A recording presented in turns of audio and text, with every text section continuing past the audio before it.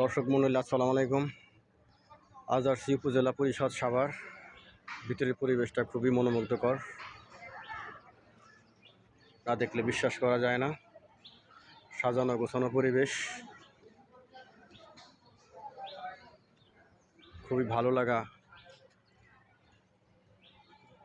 মন মাতানো পরিবেশ, মনটা জুড়িয়ে যায়।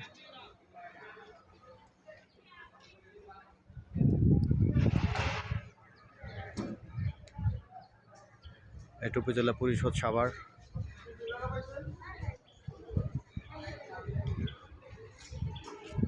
সুন্দর মনোমুগ্ধকর পরিবেশ।